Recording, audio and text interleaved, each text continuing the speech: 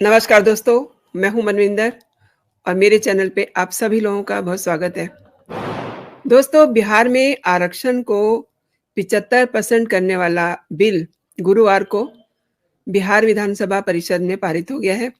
इस बिल के तहत बिहार के जनजाति, अनुसूचित जाति और अन्य जो पिछड़ा वर्ग है यानी कि ओबीसी, ईबीसी और ईडब्ल्यूएस को मिला करके आरक्षण की मौजूदा सीमा 50% तक बढ़ाई गई है।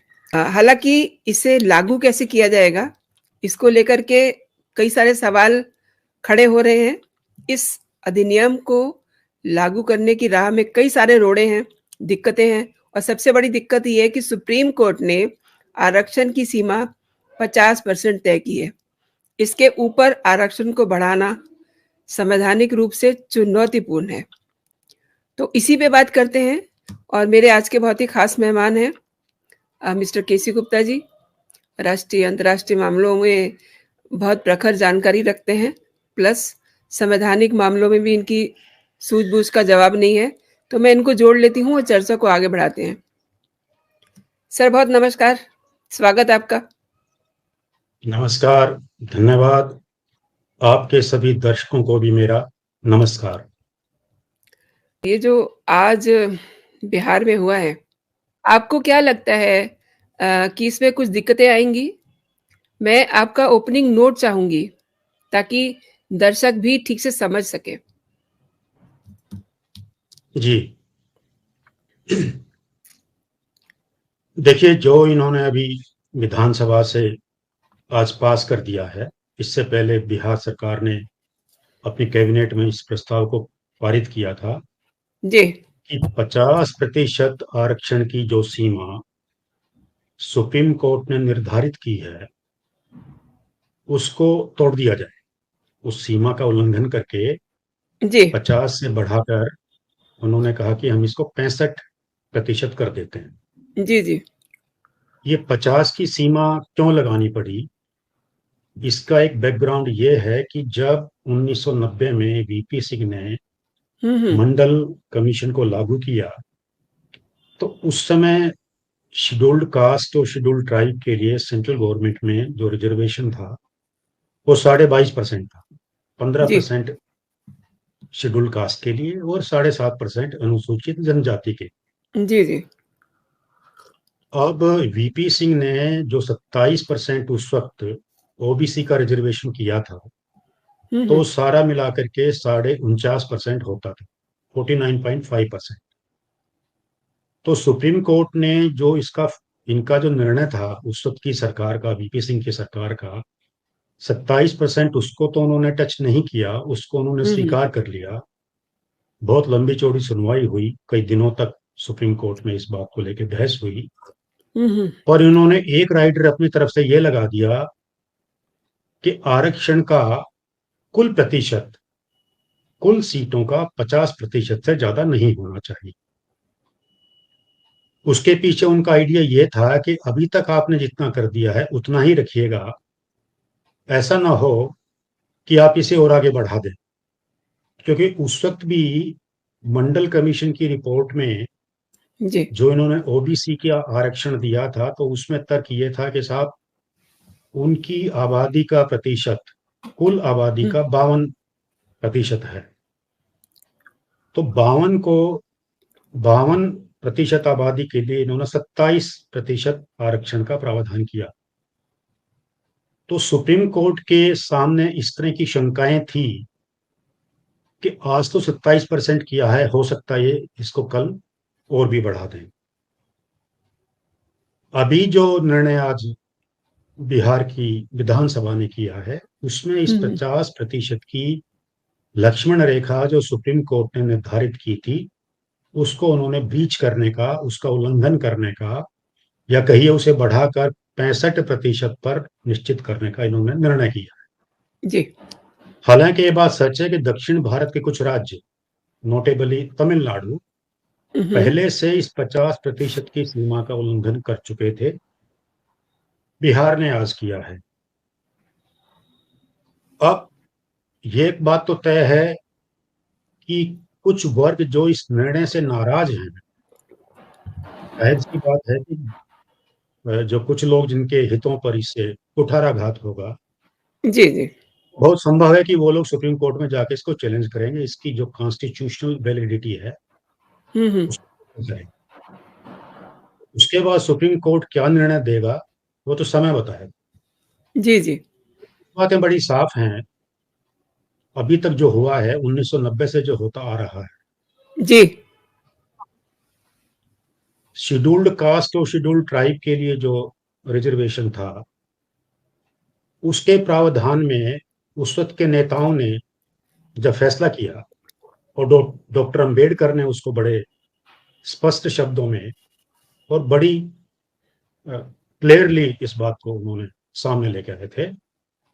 उन लोगों को रिजर्वेशन की आवश्यकता इसलिए नहीं थी कि वो गरीब हैं, क्योंकि गरीब तो पूरा देश ही था, आज जी, भी देश की बहुत बड़ी संख्या गरीब है। जी। तो आरक्षण का आधार गरीबी नहीं है, वो आर्थिक स्थिति नहीं है। डॉक्टर अंबेडकर और उस वक्त के दूसरे नेताओं की राय में अनुसूचित जाति और अनुसूचित जनजाति के लोगों को आरक्षण इसलिए जरूरी था कि वो परंपरा से सदियों तक एक सोशल डिसेबिलिटी हुँ, हुँ। उनके साथ लगी हुई थी। हुँ, हुँ। यानी सामाजिक तौर पर उनकी स्थिति इतनी हीन थी और उनमें से बहुत सारी जातियों को तो अनटचेबल ही माना जाता था। तो एक बहुत ही दुर्भाग्यपूर्ण स्थिति थी जब एक मनुष्य दूसरे मनुष्य को अछूत समझे, उसकी छाया से भी दूर हटे। और जी। ऐसी भी कहानियां हम सबने पढ़ी हैं जी, जी, कि बिल्कुल। यदि कोई ब्राह्मण के संपर्क में आ जाता तो वो एक बहुत बड़ा ऑफेंस माना जाता था सामाजिक तौर पर, और फिर जी। ब्राह्मण स्नान करता, ये करता, पश्चाताप करता, वो सब बातें थी। हुँ, हुँ। तो इस सोशल डिसेबिलिटी को दूर करने का एक तरीका उनको ये नजर आया कि जब अनुसूचित जाति और अनुसूचित जनजाति के लोग सरकार में ऊंचे पदों पर आ जाएंगे या निचले पदों पर भी आएंगे, तो उनकी सामाजिक हैसियत को बड़ा बढ़ावा मिलेगा और उनकी ये स्थिति होने पर कोई उनके साथ इस तरह का भेदभाव नहीं कर पाएगा। जी, जी। आरक्षण का प्रावधान करने की मंशा कभी भी ये नहीं थी कि ये पिछड़ी जातियों को भी दिया जाए। हालांकि मांग हमेशा से रही थी, क्योंकि रिजर्वेशन सबको चाहिए। जी। तो संविधान की यदि हम बात करते हैं, संविधान की जो आर्टिकल है, जो अनुच्छेद है 15 और 16 में इसका स्कोप निकलता है। हालांकि वहां पे कभी सीधे सीधे नहीं लिखा है कि आप फलाना फलाना फलाना वर्गों के लिए आरक्षण करेंगे, ऐसा नहीं लिखा हुँ। है उसमें। वो नेगेटिव तरीके से बात कही गई है। उन्होंने कहा है कि पहले के भी राज्य की तरफ से, अर्थात सरकार की तरफ से, किसी भी नागरिक के साथ जाति, लिंग या और रेस, नस्ल आदि के आधार पर कोई भेदभाव नहीं किया जाए। और उसी में फिर एक प्रोविजन के तौर पर उन्होंने ये लिख दिया है कि हब अगर ये जो प्रावधान अभी हमने किया है, इसमें सरकार पर या पार्लियामेंट पर ऐसा कोई प्रतिबंध नहीं होगा कि वो कुछ वर्गों के लिए जो एजुकेशनली बैकवर्ड हैं या सोशली बैकवर्ड हैं, उनके लिए यदि कोई स्पेशल प्रोविजन करना चाहें तो वो कर सकते हैं, उस पर कोई प्रतिबंध नहीं है। यानी हुँ, हुँ। इन्होंने सीधी बात ना कह करके थोड़ा घुमा कर कही है, यानी कि उससे एक मंशा साफ संविधान निर्माताओं के सामने आती है कि जी। उनका पहला जो एम्फेसिस था वो तो इक्वेलिटी पर था, बराबरी पर था, भेदभाव ना हो इस पर था। लेकिन ये छूट उसमें दे दी कि जो कुछ वर्ग यदि ऐसे हैं समाज के, उनके लिए विशेष प्रावधान करेंगे तो ये प्रोविजन आड़े नहीं आएगा। दूसरी महत्वपूर्ण बात संविधान से जो निकलती है कि एससी और एसटी के केस में तो उन्होंने सीधा सीधा शेड्यूल्ड उसका बात किया है। यानी कि एक शेड्यूल बना हुआ है जिसमें सारी कास्ट लिखी गई है, जो उसमें शामिल है उसको हम शेड्यूल्ड कास्ट कहते हैं। अनुसूचित जाति यानी एक अनुसूचित है, एक सूची उन्होंने बनाई है। और ये अभी नहीं बनी, अंग्रेजों के जमाने में भी थी, उस वक्त भी जी। ये समस्या थी। हुँ, हुँ। और एसटी का भी इन्होंने डिफाइन किया हुआ है, जो सूची है शेड्यूल्ड, वो लोग माने जाएंगे, कबीले वाले माने जाएंगे, आदिवासी माने जाएंगे। जी। तो जैसा मैंने पहले कहा कि उनके लिए जो रिजर्वेशन का प्रावधान था वो तो उनकी सोशल डिसेबिलिटी के कारण था। बाकियों के लिए जो संविधान निर्माताओं ने छूट दी है, उसमें जो शब्द इस्तेमाल किया गया है वो है क्लासेस। हम्म। वहां पे कास्ट नहीं है। ये बड़ा ध्यान देने की बात है। कास्ट जो है, यानी हम्म। जाति, एक सोशल एंटाइटी है। जी जी। उसका उसका एक सामाजिक अर्थ है, एक सोशल सिग्निफिकेंस है उसकी। जी जबकि क्लास जो शब्द है, ये विशुद्ध आर्थिक कनोटेशन रखती है, उसका जी। आर्थिक मतलब। तो लेकिन जब मंडल कमीशन बना तो उन्होंने इस डिस्टिंक्शन को किनारे कर दिया, और इन्होंने जो पिछड़े वर्गों में जिन लोगों को आइडेंटिफाई किया, वो सिर्फ जाति के आधार पे की।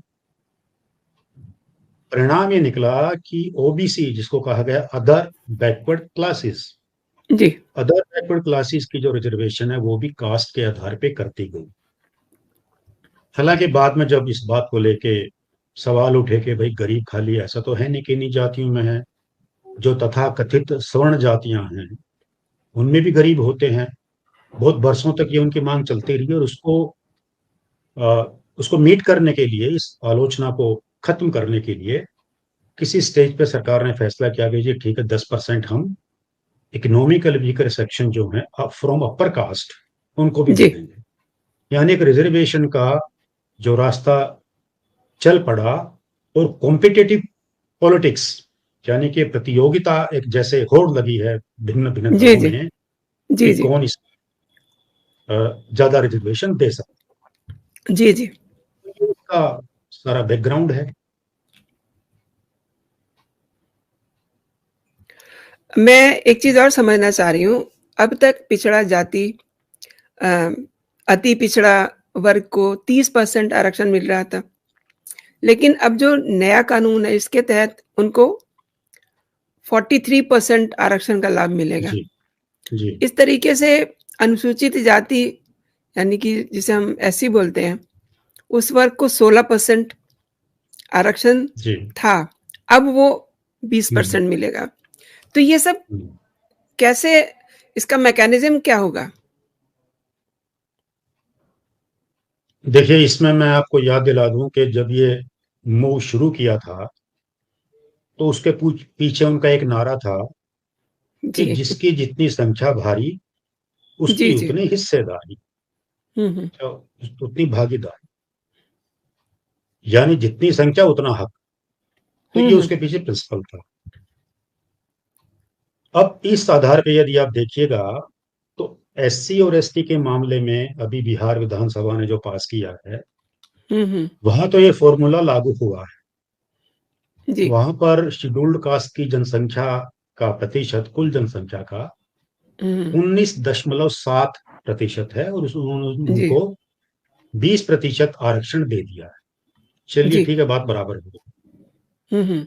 जो शेड्यूल्ड ट्राइब के लोग हैं वहां पर, उनका जी प्रतिशत है 1.7, उनको 2% दे दिया है।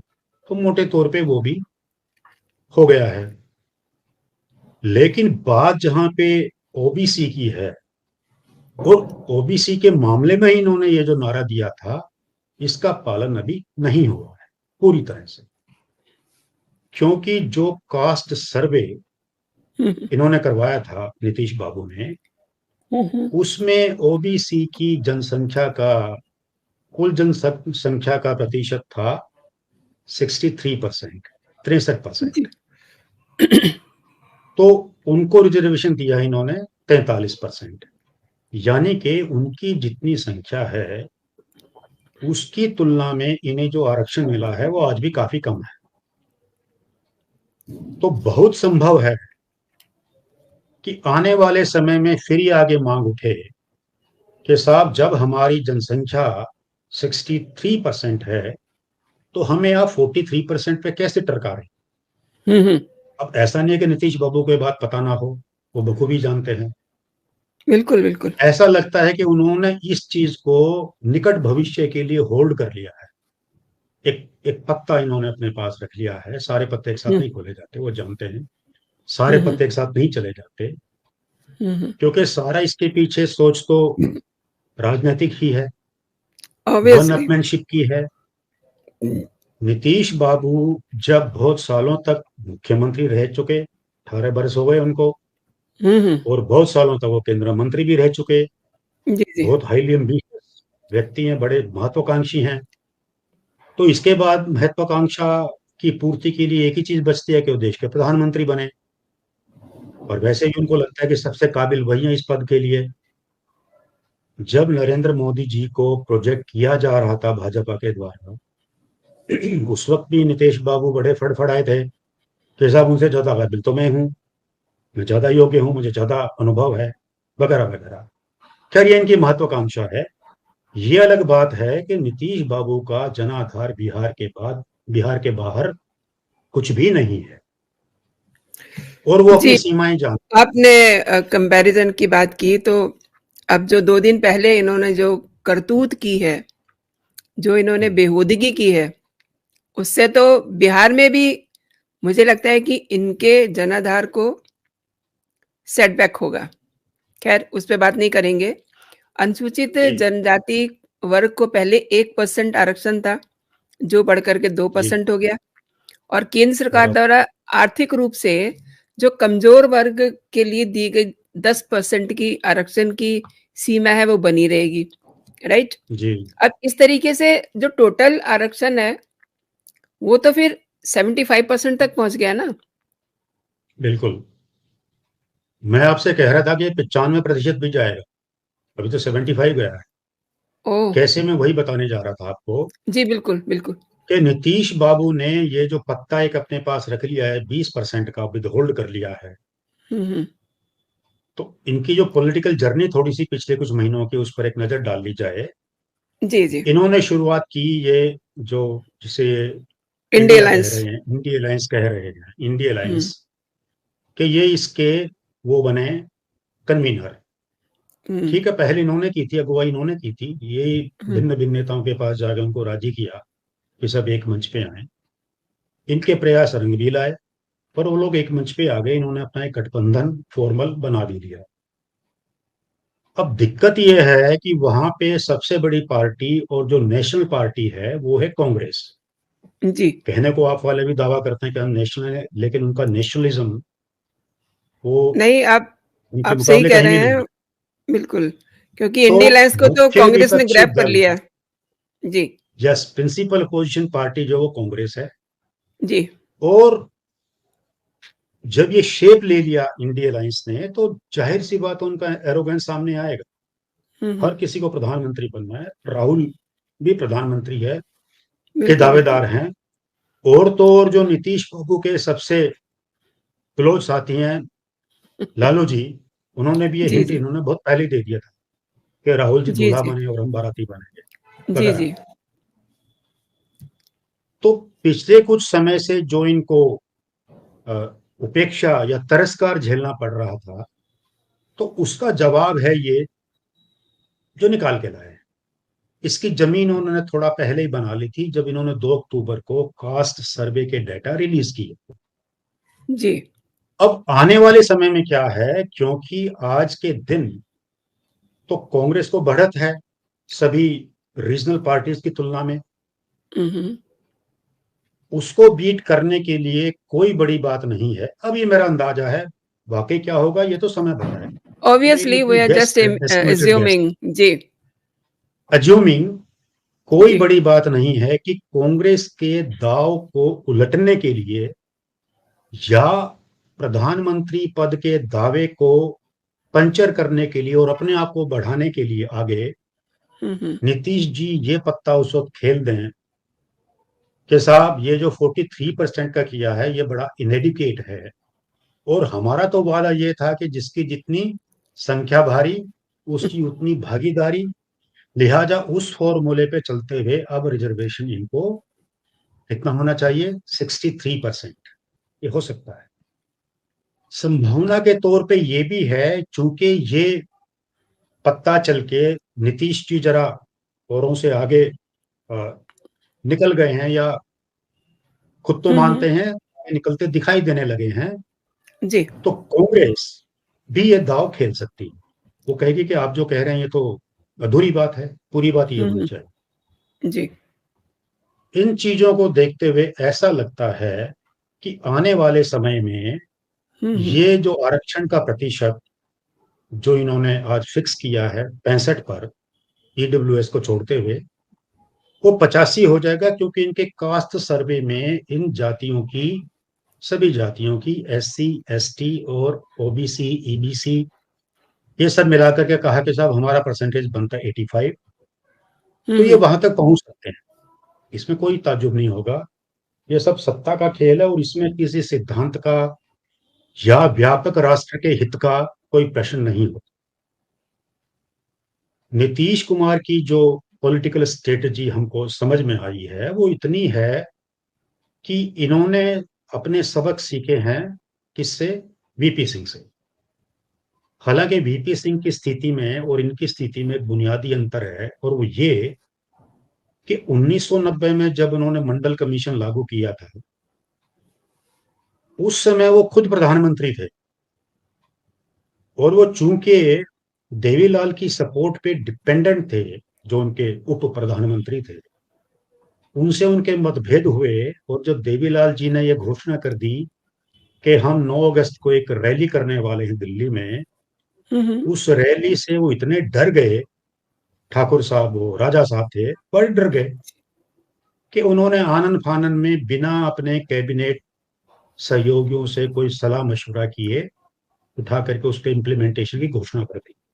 हम्म, नीतीश बाबू हालांकि कंसल्टेशन उन्होंने फॉर्मेलिटी पूरी की है, कैबिनेट ने हम्म, प्रस्ताव पास किया है। हम्म, बहरहाल इस ब्रह्मास्त्र के बाद वीपी सिंह की सरकार, जो डर था उनको कि चली जाएगी, वो बच गई। और उस समय जो भारतीय जनता पार्टी उनका सहयोग कर रही थी, उनका विरोध जो था वो बड़ा दबा हुआ था, मुखर तो नहीं कर पा रहे थे, और फिर फाइनली उन्होंने भी उसे स्वीकार कर लिया था। आज की स्थिति में नीतीश बाबू ये सोचते हैं कि यदि वीपी सिंह अपनी सरकार बचा पाए, तो मैं प्रधानमंत्री क्यों नहीं बन सकता, ये तुरुप का पत्ता खेल कर। क्योंकि ये एक ऐसी चीज है जिसको कोई भी राजनीतिक दल अपोज करने की जरूरत नहीं कर सकता। और इसका एक प्रमाण आपने आज देख लिया, जब विधानसभा में ये प्रस्ताव सर्वसम्मति से पास हुआ, यानी कोई भी दल या कोई भी नेता इनके विरोध में बोलने को राजी नहीं था। जी। एक चीज ये भी देखने की है ना कि सुप्रीम कोर्ट की जो निर्धारित सीमा है, जिसको इन्होंने क्रॉस किया है, उसको कैसे फेस करेंगे? मैं ये भी समझना चाहती हूँ। आपने देखिए, एक स्टेट का और जिक्र किया, उन लोगों ने क्या किया था, और फिर अभी ये क्या करने वाले हैं? क्योंकि सिचुएशन तो इनके सामने भी वही आएगी। जी हाँ, बिल्कुल आएगी। क्या है कि हम्म, अगर आप कानून की बात करेंगे, हम्म, तो विधानसभाएं और पार्लियामेंट जो भी कानून पास करती हैं, हम्म, उनकी न्यायिक पुनरीक्षण तो हो सकता है, जुडिशियल हम्म, रिव्यू तो हो सकता है, और उस जुडिशियल रिव्यू में सुप्रीम कोर्ट की पावर लिमिटेड है, टू द एक्सटेंट कि यदि जो कानून पास किया है और जिसको चैलेंज किया गया है सुप्रीम कोर्ट के सामने, हम्म, वो संविधान के यदि किन्हीं प्रावधानों का उल्लंघन करता है, तब तो वो उन्हें डिक्लेयर कर सकते हैं अनकॉन्स्टिट्यूशनल। हम्म, लेकिन यदि वो कानून जो संविधान के प्रावधानों के अनुरूप है, ये कसौटी यदि वो पास कर लेता है, हम्म, यानी सुप्रीम कोर्ट के सामने ये फैसला करने के लिए कसौटी ये है कि जो कानून पास किया गया है विधायिका के द्वारा, वो पूरा कानून या उसके कुछ प्रावधान ऐसे तो नहीं हैं जो संविधान में जो प्रावधान है और बाद में जो ये बेसिक स्ट्रक्चर का कॉन्सेप्ट लेके आए, basic structure of the constitution, hmm, उसका तो कहीं कोई उल्लंघन नहीं हो रहा है, हम्म, उसके साथ कोई इनकंसिस्टेंसी तो नहीं है। यदि ऐसा उनको लगता है तो उसको स्ट्राइक डाउन कर सकते हैं। अब बात इस जो कानून की है, वो तो इन्होंने इनका पालन करके ही अपने हिसाब से किया है। हम्म, दूसरी बात, राज्य सरकारें और केंद्र सरकार भी सुप्रीम कोर्ट के प्रति केवल सम्मान की भावना के चलते, लिहाज के चलते उनकी बात मान लेती हैं, उन मामलों में भी जहां पर उनके द्वारा पारित कानून संविधान की किसी धारा का उल्लंघन ना करता हो, और सुप्रीम कोर्ट ने उसको मान्यता देने से इनकार कर दिया। इसका एक उदाहरण मैं आपको बताऊं कि ये जो इन्होंने एनजेएसी का बनाया था, नेशनल जुडिशियल अपॉइंटमेंट्स कमीशन को हम्म, लेकर, जो कानून मोदी सरकार ने पास किया था, जी, जी, उसको जब चुनौती दी गई सुप्रीम कोर्ट में, तो सुप्रीम कोर्ट उसमें कोई ऐसी खामी नहीं ढूंढ पाई जो संविधान के एक्सप्रेस प्रोविजंस के अगेंस्ट हो। यानी कि संवैधानिक दृष्टि से उस कानून में कुछ भी गलत नहीं था, लेकिन चूंकि वो सुप्रीम कोर्ट के जजेस को खुद सीधे सीधे अफेक्ट करता था, उनकी जी, पावर को किसी मामले में सीमित करता था, यानी जजेस की अपॉइंटमेंट्स को लेकर के, जी, जी, वो उनको किसी भी सूरत में मंजूर नहीं था, तो लिहाजा उन्होंने उस कानून को रद्द कर दिया। अब यदि मोदी सरकार चाहती तो उसको दोबारा से संसद में ले जाकर के सुप्रीम कोर्ट के इस फैसले को रद्द कर सकते थे, हम्म, लेकिन Supreme Court as an institution, उसकी गरिमा पे कोई आघात ना हो, हम्म, उसका लिहाज करते हुए उन्होंने दोबारा उस बात को संसद में नहीं ले गए। हम्म, इस बात से ये स्पष्ट है कि कोई भी कानून यदि वो संविधान के प्रावधानों का सीधा उल्लंघन नहीं करता है, तो फिर सुप्रीम कोर्ट उसे खारिज नहीं कर सकता। और यह भी सच है कि जो सुप्रीम कोर्ट ने 50% की सीमा लगाई थी, इसके पीछे कोई संवैधानिक प्रावधान नहीं था। उन्होंने लगाई थी क्योंकि वो चाहते थे कि भी रिजर्वेशन की कोई तो लिमिट होनी चाहिए, और ये बात बड़ी रीजनेबल है। देखिए, दो बातें, एक आप बंदिश लगाते हैं कि वो रीजनेबल है, तार्किक है, सही है, और एक फिर आप बात करें कानून के आधार पे, विशुद्ध संविधान के आधार पे, तो 50% की सीमा जो है, ये संविधान के द्वारा तो लगाई गई नहीं है, लेकिन इसकी फिर भी एक सेंक्टिटी थी, इसकी एक पवित्रता थी कि देश की सर्वोच्च अदालत ने लगाया। और उसके बाद अब देखिए 33 साल से इसको मानते आ रहे हैं एज इट इज। लेकिन ये इन लोगों की पॉलिटिकल कंपल्शंस हैं। खासकर मैं यदि ये भी कहूं कि इन लोगों में वो विजन नहीं है। अब जैसे हम मोदी जी की बात करें, या जैसे कभी नेहरू जी के बारे में कहते थे, साहब उनका बड़ा विजन था, वो था सो था अभी, लेकिन मोदी जी ने एक बात अपना विजन दिखाया है कि भाई आप आर्थिक दृष्टि से उन्नत होइए, अपना जी, जीडीपी बढ़ाइए, आप जी, दुनिया में सबसे बड़ी इकोनॉमी बनने के रास्ते पे चलिए। कहा है कि जी, साहब अगले 5 वर्षों में हम इसको तीसरी सबसे बड़ी। भाई आपके पास जी, एक जी, रोटी, बिल्कुल, आपके घर में 10 सदस्य हैं, एक तो हम्म, ये कि आप उसमें से एक एक टुकड़ा सबको दे दें और कहें कि साहब हमने समानता हम ले आए हैं, न्याय न्याय हो गया, सबके साथ बात खत्म। हम्म, पर एक टुकड़े में किसका पेट भरेगा? हम्म, एक घर का मुखिया आपका ऐसा हो जो कहे कि भैया ऐसा है कि 10 आदमी घर में है तो एक रोटी से काम नहीं चलने वाला, लिहाजा हमें अपनी आमदनी बढ़ानी चाहिए, हमें प्रयास ये करने चाहिए कि हम 10 रोटी कम, आज एक हम्म, है, 2 कमाएंगे, फिर परसों 4 कमाएंगे, तो ऐसे बढ़ते बढ़ते। ये जो छोटे माइंडसेट के नेता हैं, मुझे कहने में कोई हर्ज नहीं है, वो चाहे वीपी सिंह रहे हों, चाहे ये अभी नीतीश बाबू हैं, या इनकी इसी सोच वाले और दूसरे दलों के नेता हैं, जी, ये बहुत ही तुच्छ सोच के व्यक्ति हैं। जी, ये सारा ड्रामा, ड्रामा तो क्या कहिए, बहुत बड़ा जो देश के खेल है, खिलाफ जाने है। जी, और इन्हीं के भाई बीच में एक आ गए थे, वो अर्जुन सिंह, जो आईआईटी जैसी प्रीमियर इंस्टीट्यूशन में भी वो कर गए। तो देश की प्रगति को रोकने का पक्का गारंटी ये लोग कर रहे हैं। जब 95% तक आरक्षण हो जाएगा और फिर कहते हैं मेरिट की तो बात ही मत करिए, क्योंकि वो भी मेरिटोरियस है। तो अब ये स्थिति है, जैसे नेता हमारे पास हैं तो उसके अनुरूप कार्य होगा। आपने सुप्रीम कोर्ट की बात की। बिहार का जो सीन है, जिसको अभी हमने डिस्कस किया, आप उसमें क्या देख रहे हैं? सुप्रीम कोर्ट कितना इंटरवीन कर सकता है? प्लस चूंकि सेंटर में एक मजबूत प्रधानमंत्री बैठा हुआ है, वो इसको किस तरीके से लेंगे? मैं इस पे आपका टिप्पणी चाहूंगी। देखिए, लेंगे ये तो कहना बड़ा मुश्किल है, क्योंकि जस्ट आपका इंजम्पशन 50% क्या की है? 50% की जो लिमिट है, डेफिनेटली वो तो उस बात पे स्टिक करने की कोशिश करेंगे ही। उन्होंने हम्म, अब खुद ही उसको लगाया है। जी। और जो दूसरी तरफ के वकील हैं, वो कहेंगे कि साहब आपने जो सीमा लगाई थी इसका संविधान सम्मत तो ये है नहीं, लिहाजा हम पब्लिक इंटरेस्ट में इसका उल्लंघन हमने किया है, तो फिर आप इस पर क्यों आपत्ति कर रहे हैं? इस तरह के तर्क वहां से आएंगे। हम्म, ऐसे में सुप्रीम कोर्ट निश्चित रूप से केंद्र सरकार को कहेगी। और इस बीच में एक और फैक्टर है जो मैं सोचता हूं कि उसका भी एक इन्फ्लुएंस हो सकता है। जी, वो है कि आने वाले जो चुनाव हैं इनके परिणाम क्या निकले। जी, जी।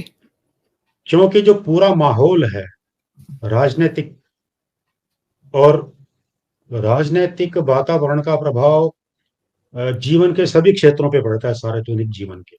Very obvious. वकील और जजेस भी उससे अछूते नहीं रह पाते, जी, हमने ये भी देखा है।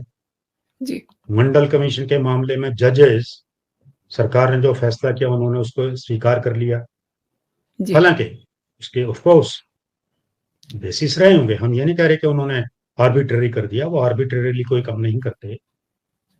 लेकिन जब विभिन्न पक्ष अपनी दलीलें देते हैं, उसमें से कौन सी दलील उनको ज्यादा कन्विंसिंग लगती है, अब ये तो माई लॉर्डशिप जाने। जी, जी। मैं समझता हूं इनको जो प्रिवेलिंग मूड है देश में इन जनरल, और सुप्रीम कोर्ट का भी जो रहा है, आई मीन इनका विचार जो अलग अलग केसेस में हमको समझ में आता है, जी, जी, बहुत आसान तो नहीं होगा इनके लिए। इनको बड़ा जोर तो लगाना पड़ेगा वहां पे कोर्ट को कन्विंस करने के लिए। अब फिर ऊंट किस करवट बैठता हो वो तो समय बताए। लेकिन सर, इलेक्शन में समय बड़ा कम है और जो लिटिगेशन होने वाली है, हम्म। वो समय बहुत लेगी। देखिए, इलेक्शन का कोई सीधा संबंध इससे है नहीं, हुँ, क्योंकि इन्होंने जो फायदा, जो पॉलिटिकल एंगल तो है उसमें, इन्होंने तो जो फायदा उठाना वो उठा ही लेंगे, और वो तो आगे के लिए भी शोर मचाएंगे। अब अदालत का फैसला आने में तो समय लगेगा ही लगेगा। जी, तो इसलिए इट इज ऑल अनसर्टन, अनिश्चित है सब कुछ। जी, जी। सर, आपने मेरे शो के लिए समय निकाला, बहुत-बहुत शुक्रिया और मेरे दर्शकों को आपने अ, बहुत ही अच्छी जानकारी दी। शुक्रिया, धन्यवाद, नमस्कार, जय धन्यवाद, हिंद, नमस्कार। जय हिंद, जय जय भारत। हिंद, जय भारत।